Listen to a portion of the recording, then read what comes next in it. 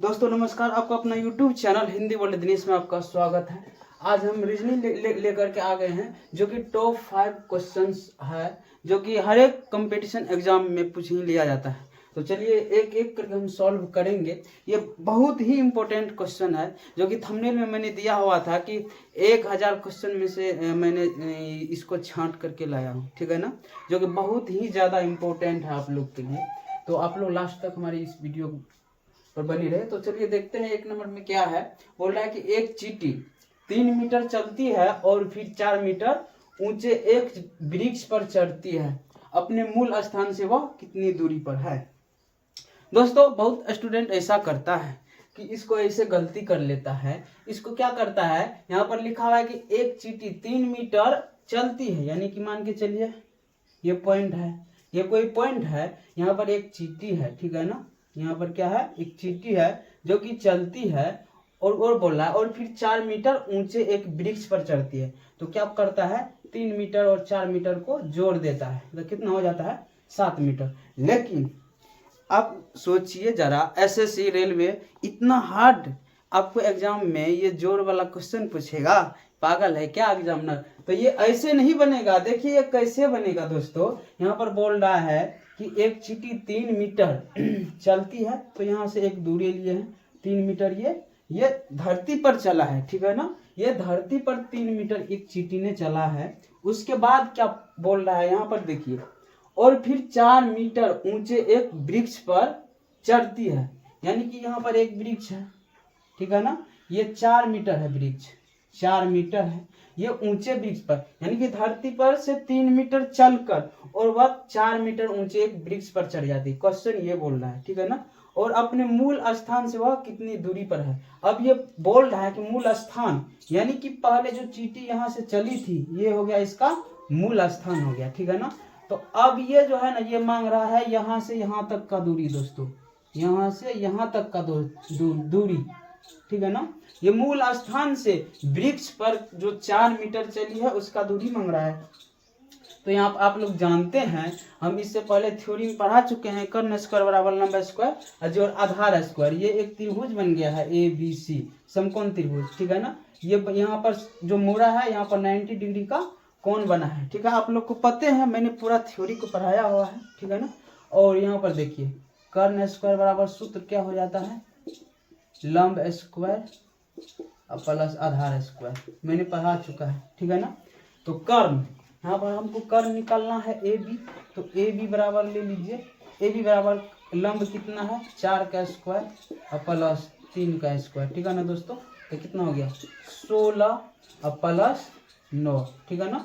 यहाँ पर स्क्वायर है और यहाँ पर स्क्वायर हट गया है, तो AB बराबर रूट अंडर 16 प्लस 9 कितना हो गया रूट 25। इसका मतलब हो गया 5। इसका मतलब ये कितना चल रहा है, ये 5 मीटर चल रहा है, ठीक है ना। और यहाँ पर ऑप्शन हो गया A नंबर, यानी कि 5 मीटर जो है वो चींटी चलेगा, ठीक है ना। तो चलिए अब देखते हैं नेक्स्ट हमारा सवाल क्या है।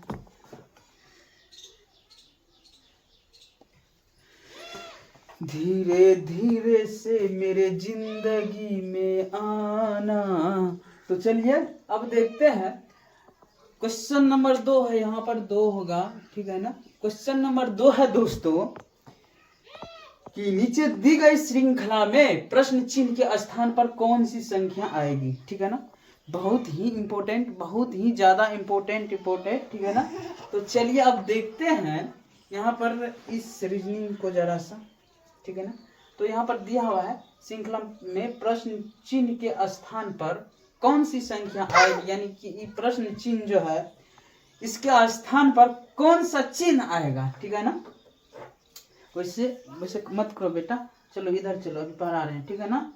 तो चलिए अब है, यहाँ पर बोल रहा है इस प्रश्न चिन्ह पर क्या होगा, ठीक है ना।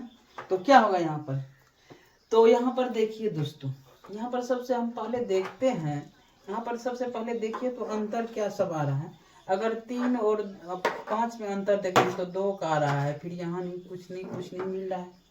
अगर ऐसी कहीं पर दिक्कत हो जिसमें कि अंतर या कुछ गुणा करने पर हमको नहीं मिल रहा हो, तो सबसे पहले यहाँ पर करना क्या होगा यहाँ पर एक को छोड़कर एक कीजिए, 3 दूना 6 दूना 12, ठीक है ना दोस्तों। 3 दूना 6 दूना 12 और एक को छोड़े हैं तो 24 हो गया है, ठीक है ना। चलिए एक तो मिल रहा है ना, एक मिल रहा है। अब ऊपर से देखिए इसमें क्या मिल रहा है। अगर इसमें हम दोस्तों अगर 7 जोड़ देते हैं, अगर 5 में 7 को जोड़ देते हैं ना तो कितना हो जाता है, 12 हो जाता है। और यहाँ पर 12 में अगर हम 7 को जोड़ेंगे तो 19 हो जाएगा। और 19 में अगर हम 7 को जोड़ेंगे तो कितना हो जाएगा दोस्तों, 26 हो जाएगा। ये बात को आप लोग को याद रखना होगा कि अगर यहाँ पर श्रृंखला में ये जो है ना, ये मतलब अंक बाय अंक अगर नहीं मिल रहा है तो एक अंक को छोड़िए और दूसरा अंक को पकड़िए और उसका डिफरेंस निकालिए, देखिए या गुना फिर कीजिए। यहाँ पर करके तो मिल रहा है ना, 3 दूना 6 दूना 12 दूना 24 ऐसे हो रहा है। तो फिर 24 दूना 48 यहाँ पर बढ़ते जाएगा, ठीक है ना। और यहाँ पर ऊपर बढ़ लीजिए, अगर 5 में हम 7 जोड़ देंगे तो 12 हो जाएगा, 12 में 7 जोड़ देंगे तो 19 हो जाएगा, 19 में 7 जोड़ देंगे तो 26 हो जाएगा, ठीक है ना। तो यहाँ पर एक एक छोड़ के मैंने किया है, तो यहाँ पर हो रहा है 7 5 12 7 19, इसका मतलब 19 आ रहा है यहाँ पर। और ये हमारा ऑप्शन नंबर ए है 19। देखिए अगर आप लोग नहीं समझे हैं तो मैं फिर से एक बार समझा दूं। यहाँ पर देख लीजिए, नीचे दी गई श्रृंखला में प्रश्न चिन्ह के स्थान पर कौन सी संख्या आएगी। दोस्तों मैंने अभी अभी बता चुका है कि अगर इसमें अंक बाय अंक अगर नहीं मिल रहा है 3 और 5 में, यहाँ पर हम देख सकते हैं कि क्या आ रहा है। 3 और 5 में यहाँ पर हम 2 जोड़ रहे हैं तो 5 आ रहा है, फिर 5 में हम 1 जोड़ रहे हैं तो 6 आ रहा है, फिर 6 में हम 6 जोड़ रहे हैं तो 12 आ रहा है। कोई तो मैच हो नहीं रहा है। तो क्या करना है दोस्तों, यहाँ पर एक लाइन को छोड़िए, एक लाइन को लीजिए, एक अंक को छोड़िए, एक अंक को छोड़िए, एक अंक को लीजिए। 3 दूना 6 6 दूना 12 12 दूना 24, फिर 24 दूना उधर जो होगा सो होगा, अभी जितना उतना को देखिए।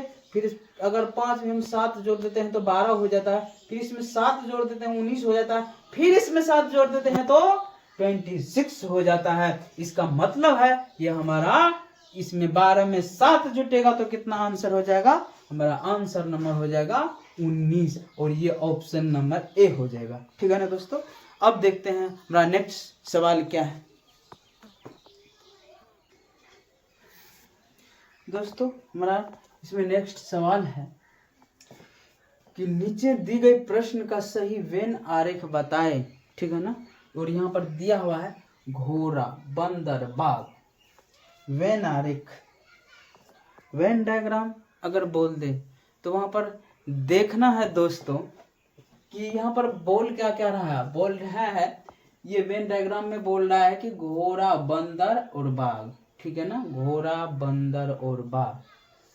अब जरा सोचिए दोस्तों, घोड़ा, घोड़ा क्या है, एक जानवर है, ठीक है ना।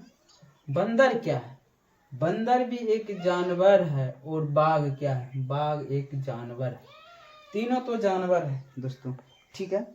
लेकिन इसमें क्या होता है, एक दूसरे से कैटेगरी मैच नहीं हो रहा है, ठीक है ना। घोड़ा, घोड़ा जानवर तो है दोस्तों, घोड़ा का रहन सहन चाल ढाल देखिए, और बंदर का देखिए रहन सहन चाल ढाल, बिल्कुल डिफरेंस हो रहा है या नहीं हो रहा है, बिल्कुल डिफरेंस हो रहा है दोस्तों। बाघ, बाघ का भी बिल्कुल डिफरेंस रहन सहन, सारा चीज देखने में हमको अलग अलग लग रहा है। इसका मतलब ये है कि ये भी अलग है, घोड़ा भी अलग है, बंदर भी अलग है और बाघ भी अलग है।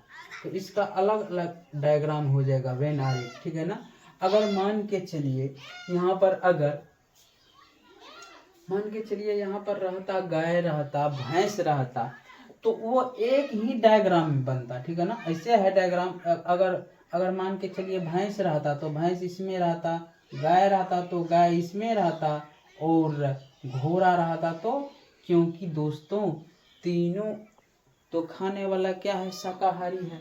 इसमें कोई मांसाहारी है, कोई शाकाहारी है, तो ये एक डायग्राम में नहीं रह सकता है। इसका डायग्राम क्या हो जाएगा, डायग्राम बिल्कुल अलग हो जाएगा। कुछ रहन सहन भी मिलना चाहिए ना। ये तो समझ गए शाकाहारी है, लेकिन रहन सहन क्या है, बिल्कुल अलग है। ठीक है ना दोस्तों। ये घोड़ा, घोड़ा को लोग पालतू है, लेकिन बंदर क्या है, पालतू है नहीं, बिरले एक दो रखता है, तो उससे कोई मतलब है नहीं। ठीक है ना।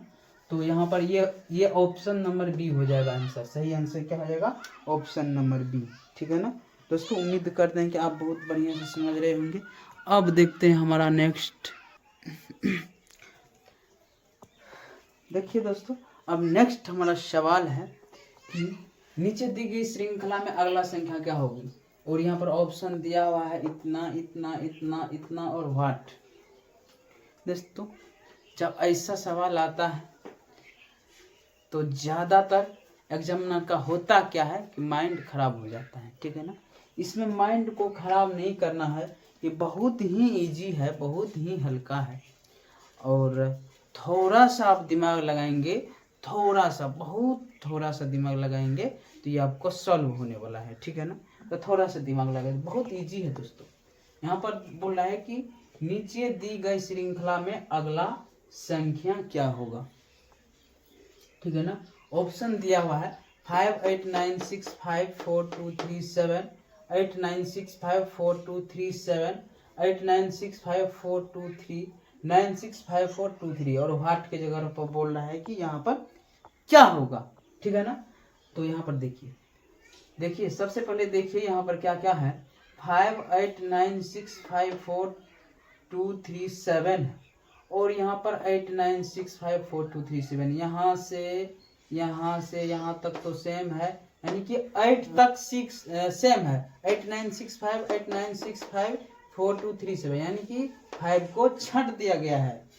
फर्स्ट नंबर में फर्स्ट वाले यहाँ को 5 को छांट दिया है, तो यहाँ पर 5 को छांट कर लिखा है 8, 9, 6, 5, 4, 2, 3, 7।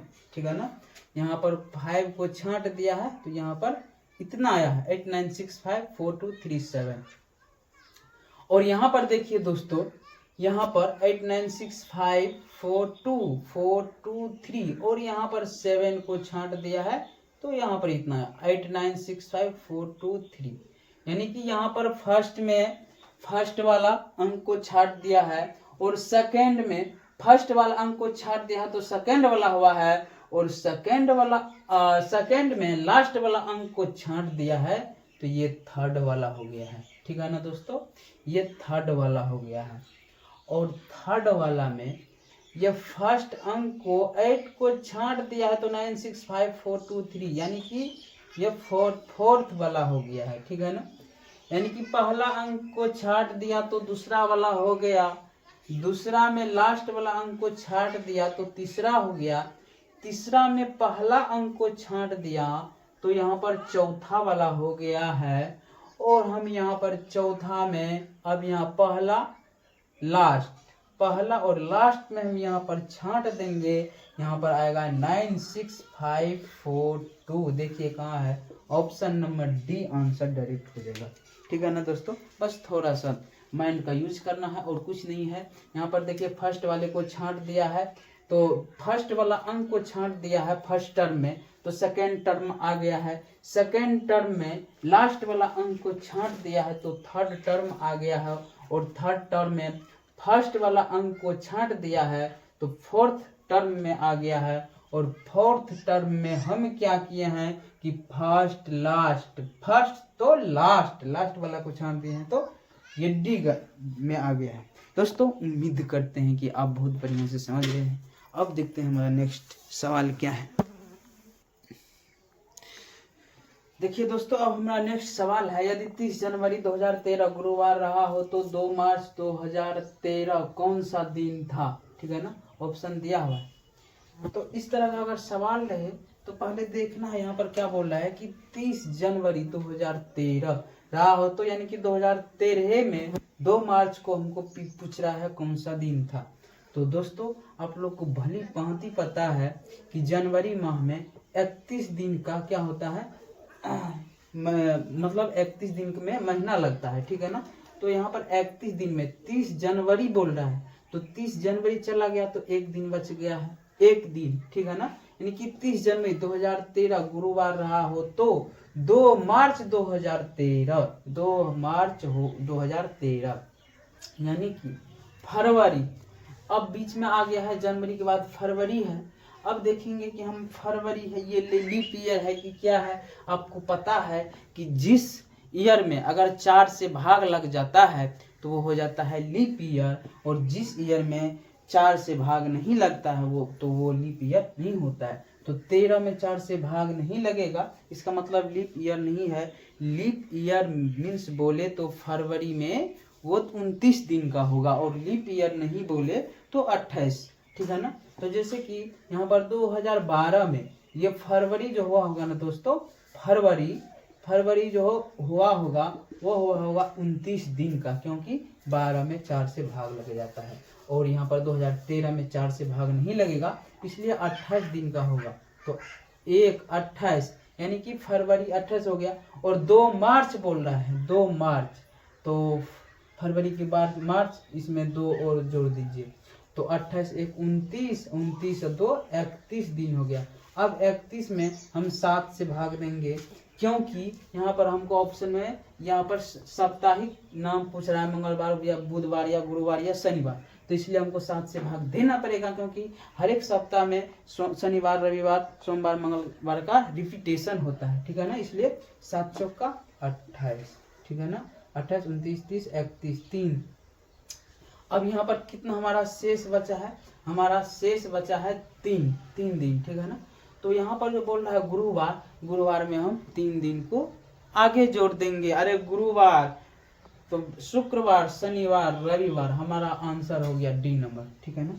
तो दोस्तों उम्मीद करते हैं कि आप बहुत बढ़िया से समझ गए होंगे, और समझ गए हैं तो वीडियो को एक लाइक कर दीजिए, और नए हैं तो चैनल को सब्सक्राइब कर दीजिए। अब मिलते हैं नेक्स्ट वीडियो में। थैंक्स।